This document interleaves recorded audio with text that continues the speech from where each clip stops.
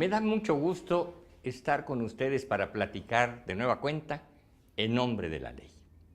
En esta ocasión vamos a platicar sobre un tema jurídico de esos muy novedosos, de esos que las leyes, los procedimientos, los propios tribunales, etcétera, no tienen mucho tiempo de haberse acuñado y que por lo tanto en muchas ocasiones a los propios abogados nos suena como una materia esotérica, críptica, rara. Y para ello he invitado al doctor Germán Gallegos Gutiérrez, quien es catedrático de la UNAM sobre esta materia de la que vamos a hablar, que es el derecho competencial. Muchas gracias, Germán Gallegos, por aceptar nuestra invitación y platicar con nosotros, abogados y no abogados, sobre un tema de alguna manera novedoso de la ciencia jurídica en México. Pepe, antes que nada, muchísimas gracias. Gracias por volverme a invitar a tu programa. Para mí es un gusto y es un honor estar contigo. Te agradezco mucho tu invitación y bueno, pues agradezco mucho a todos tus televidentes que hoy nos permitan entrar a sus hogares y poder platicar de este tema que, como tú refieres, es tan interesante, no solamente para los abogados, sino para todas aquellas personas, llámese profesionistas, llámese empresarios, que tienen contacto hoy con los temas relacionados con el comercio internacional. Para comenzar, yo te haría una pregunta que nos ayudara a centrar nuestro tema, y que es algo que a mí muchas veces en lo personal me provoca curiosidades, incluso en el seno familiar, toda vez que mi hija es, como tú, especialista en estas materias de derecho competencial. ¿Qué es? ¿Cómo podemos entender, comprender en qué consiste el derecho competencial? Mira, Pepe, yo quisiera decirte, bien lo mencionaste hace unos momentos al inicio del programa, que esta es una rama del derecho que, si bien ahorita vas a ver, no es tan desconocida, porque en México es uno de los países que tiene una mejor legislación en ese sentido. Sin embargo, el término como tal de derecho competencial es un término, sí, de reciente cuño dentro de la jerga y dentro del hablar de los abogados en México. Yo te podría decir que este derecho competencial es un derecho que se encarga básicamente de regular las relaciones comerciales que existen entre los agentes de comercio de un país y de otro, aplicando algunas restricciones de carácter legal, fijando algunas reglas en la actuación de los mismos. Es el derecho que de alguna manera le da transparencia y le da orden y, sobre todo, le da ese toque de legalidad que deben tener las relaciones comerciales internacionales. Fundamentalmente, ese es el derecho competencial en grandes rasgos, Pepe. Esto implica siempre un conflicto o un litigio que se va a dirimir entre dos o más partes que se encuentran asentadas en distinto país, en distinto estado. Sí, mira, Pepe, nada más como un antecedente, yo te quiero decir que el derecho, de alguna manera competencial, es tan antiguo como el establecimiento del comercio, ya como una forma de desarrollo de los estados, porque se remonta a la época del Renacimiento en Italia. Uh-huh. Después de la terminación de la caída del Imperio Romano, se gestan una serie de estados. Cuando el emporio comercial de Venecia. Fíjate, le diste exactamente. Ahí en Venecia es donde tenemos los antecedentes de este derecho, siendo Venecia un estado muy rico y que vivía fundamentalmente del comercio y del comercio marítimo con otros estados, no solamente de la bota itálica, sino de algunas otras regiones. Ahí nace, de alguna manera, la necesidad de regular este tipo de relaciones comerciales y encontrarle un punto de acuerdo de carácter jurídico para dirimir los conflictos que pudieran surgir de esas relaciones comerciales entre, como tú lo mencionas, personas o agentes económicos de uno y de otro país. Así, ahí nace ese derecho, ¿no, Pepe? Esto implica la necesaria cooperación jurídica internacional, la necesaria cooperación judicial, sobre todo, entre jueces, entre tribunales de distinto país. Y quisiera que nos dijeras en qué consiste esta cooperación judicial internacional. Y si quieres, aunque no pongamos nombres ni marcas, un ejemplo que nos ayudara a comprender un tipo de conflicto que pudiera darse. Sí, mira, Pepe, esto es muy interesante por lo siguiente. Desde la época que yo te menciono, el comercio internacional ha ido evolucionando. Las figuras mediante las cuales se llevan a cabo estos intercambios comerciales resultan cada vez un poquito más complejas, más complicadas. Desde ese momento, los convenios que se llevaban a cabo entre diferentes agentes comerciales, empezaron a tener, como, bueno, pues lamentablemente es así, algunos conflictos al momento de determinar cuál debería de ser, por un lado, la jurisdicción que debía aplicarse sobre un asunto en particular. Es decir, ¿cuál es el tribunal competente? Exactamente. ¿Qué autoridad debería en un momento dado dirimir ese conflicto surgido del entorno comercial? Y por otro lado, la otra parte del derecho competencial, ¿qué ley aplicas? Si aplicamos la ley de un Estado o aplicamos la ley del otro. En ese momento, bueno, pues empezaron a surgir este tipo de situaciones.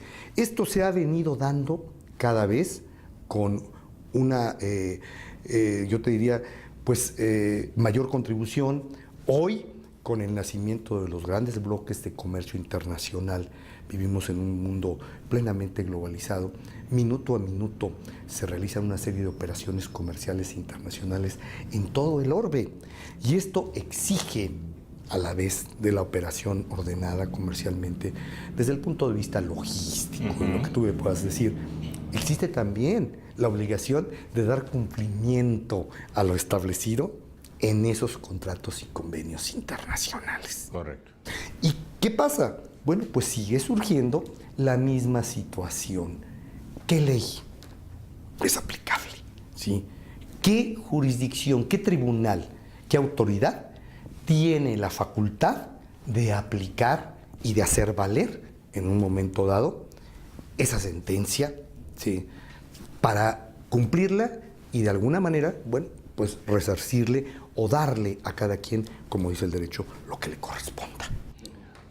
Esto, digamos, podría yo representármelo como un conflicto imaginario entre dos empresas, digamos, una de los Estados Unidos y otra de México, donde la empresa azul norteamericana tiene un conflicto con la empresa roja mexicana, porque una de ellas no entregó bien lo vendido y la otra no pagó bien lo comprado. Es decir, y entran en un conflicto, como sucede a diario dentro de las transacciones de un mismo país.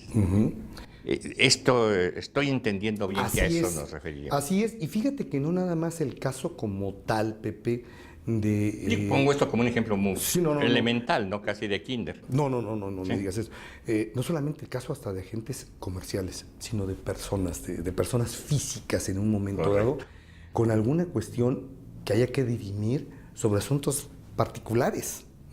Estoy hablando de conflictos también entre personas que en un momento dado haya que dirimir qué ley vamos a aplicar en una situación, un contrato que se firmó, por decirte algo, en los Estados Unidos, y resulta que un contratante pues es guatemalteco, y el otro, pues el otro contratante es italiano, y tienen su sede principal. ¿Y el contrato se celebró en otro país? Exactamente. Eso, bueno, es verdaderamente complejo, hasta el decirlo. Pues imagínate nada más cuando un empresario o cuando una persona X, alguna persona no jurídica, tiene algún conflicto de estos, regularmente desconocen cuál es la ley aplicable, cuál es el tribunal. Y de esto precisamente es lo que se refiere el derecho competencial. Este derecho, bueno, pues nace básicamente en una falta de regulación ordenada y transparente en el esquema jurídico sajón, donde no existen propiamente reglas establecidas, sobre todo en materia comercial, a diferencia del caso de países como México. Tenemos el derecho mercantil. Así es, que desde mediados del siglo pasado tenemos un código de comercio en nuestro país y posteriormente a principios, más bien desde el siglo antepasado. Sí, desde 1870 más o menos. Así es, exactamente. Y después, bueno, ya en el siglo XX tuvimos ya nuestro código de comercio. Nosotros tenemos verdaderamente un acervo ordenado en cuanto al material del derecho comercial, de derecho mercantil se refiere. Porque ese es el derecho romano, a diferencia del derecho consuetudinario de los países anglosajones, en donde van tomando básicamente de la praxis diaria pues, los elementos. Nace ahí en esa necesidad de determinar hacia dónde, cómo y con quién caminamos para dirimir una situación de estas. Vamos a una brevísima pausa para regresar con nuestra conversación con Germán Gallegos Gutiérrez sobre derecho competencial.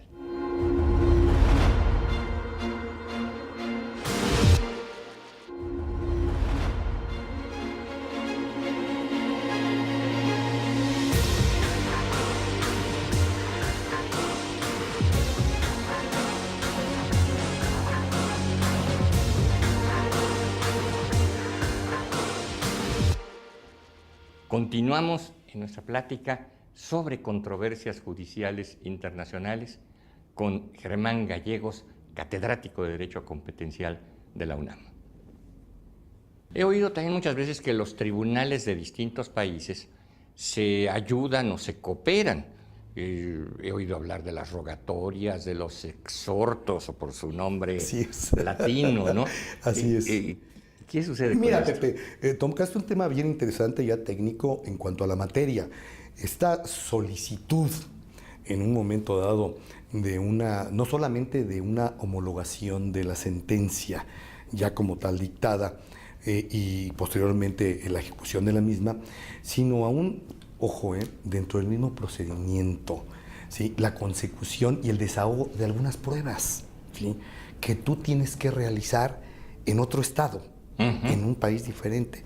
¿Cómo le hacen? ¿Qué haces para decirle, oiga, yo necesito que fulano de tal presente tales documentos? Sí. O necesito que fulano de tal declare sobre este asunto en tal lugar. O que el producto llegó ya podrido. En fin, exactamente. Y que los peritos tengan que decir si estaba podrido. Claro, o nada más rancio. Pericial, exactamente, el desahogo interno del proceso. Estamos hablando ahí, pues, como los abogados en México lo mencionamos, pues algunas sentencias interlocutorias dentro del procedimiento.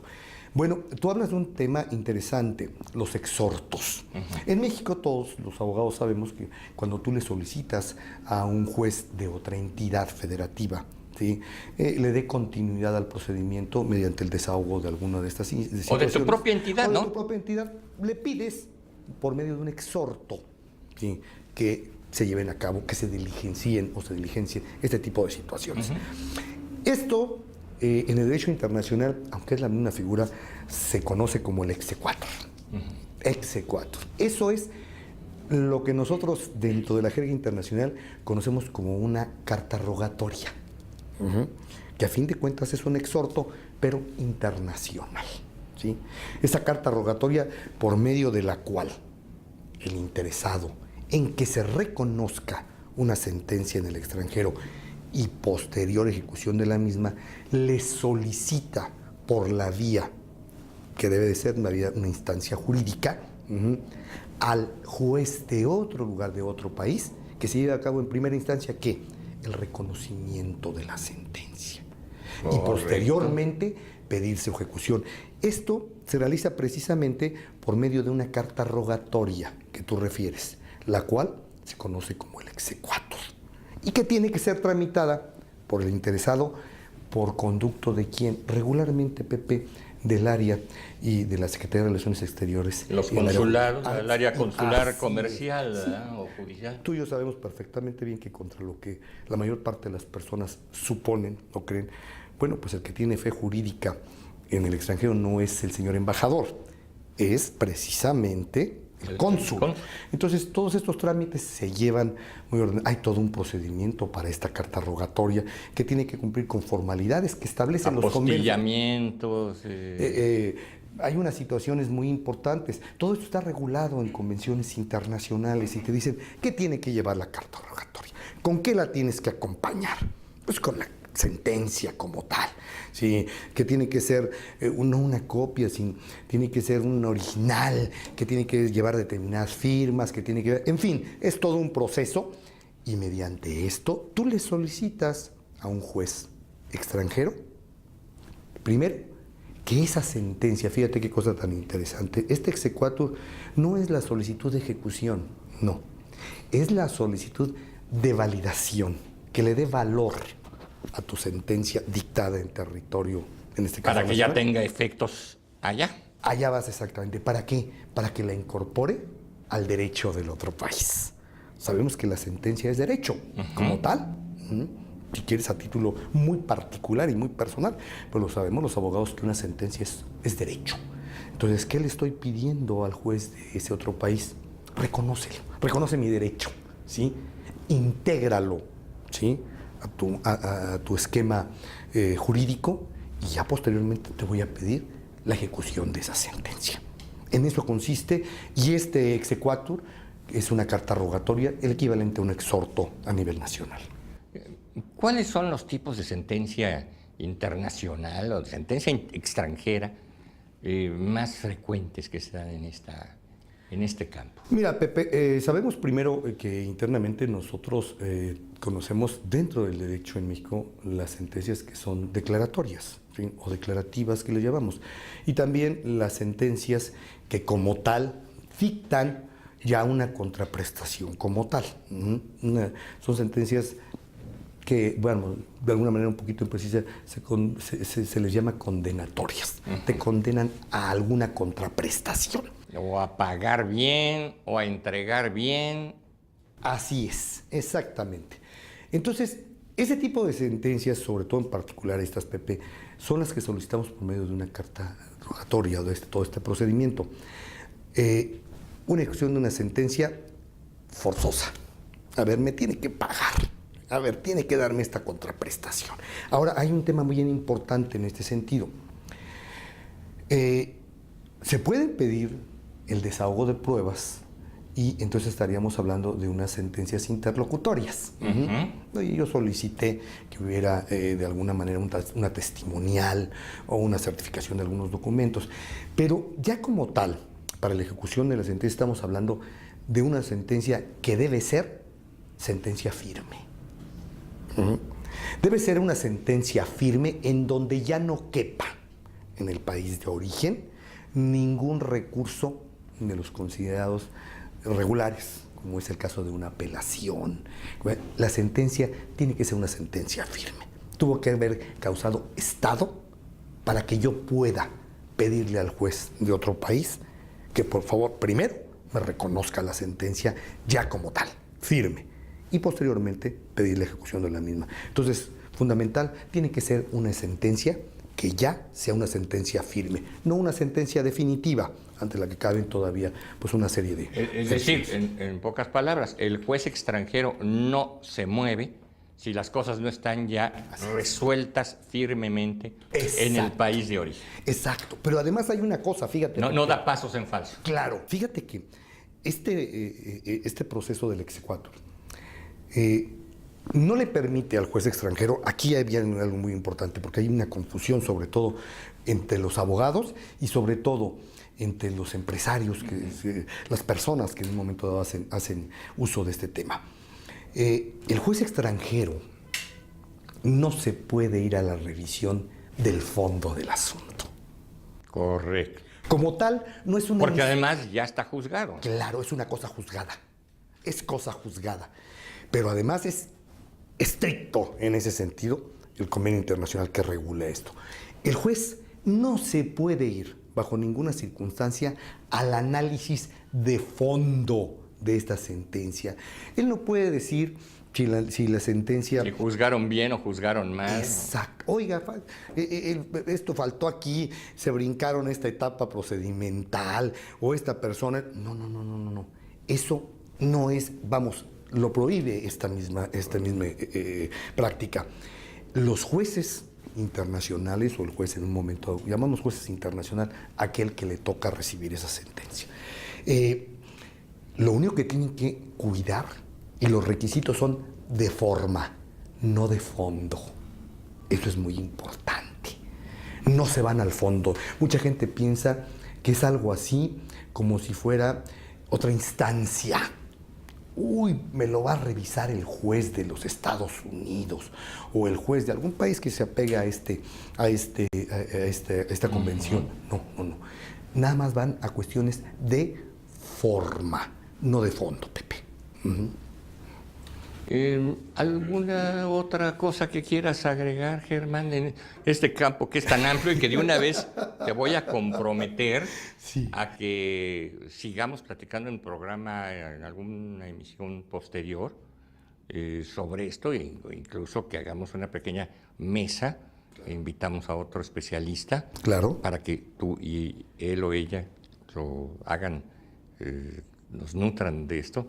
Pero algo que quisieras agregar. Mira, lo único que yo quisiera agregar, Pepe, es agradecerte la oportunidad de platicar contigo, y qué bueno, también te lo agradezco de antemano, que me des la oportunidad en otro programa de continuar con esto. Esto es algo muy importante. Estamos ahorita en plena negociación del Tratado de Libre Comercio. Estamos hablando del capítulo 19, precisamente la solución de controversias, tan controversial en este replanteamiento del Tratado de Libre Comercio. Esto es fundamental. Esto es muy importante, que la gente sepa, ¿sí?, que lo que se hace en un país y lo que determina un juez se tiene que ejecutar y cumplir, aunque esté en otro lugar. Es muy importante, y yo te agradezco poderlo expresar y externar, y que la gente tenga la certeza de que estamos trabajando en estos temas. Es que en realidad estamos ahorita en una etapa, y muy concretamente en el Tratado de América del Norte, entre otras cosas, en pleito, revisando los pleitos. Es decir, y este es cómo vamos a resolver nuestros pleitos, bajo qué normas, bajo qué procedimientos, bajo qué leyes, bajo qué jueces. Así es. Bajo qué facilidades o bajo qué dificultades. Así es, Pepe, exactamente. Y por esto es tan importante esta rama, que no está nueva en el derecho, pero que sí es de aplicación novedosa para nosotros. Conste con que seguiremos hablando. Claro que sí, Pepe. Muchas gracias, Germán Gallegos Gutiérrez, por habernos acompañado para platicar de derecho competencial y de controversias internacionales en materia jurídica. Nos ha servido para aprender, para orientar, para todo lo que con este programa pretende hacer Excelsior Televisión. Y a ustedes muchísimas gracias por habernos recibido en sus hogares, y nos veremos en la próxima.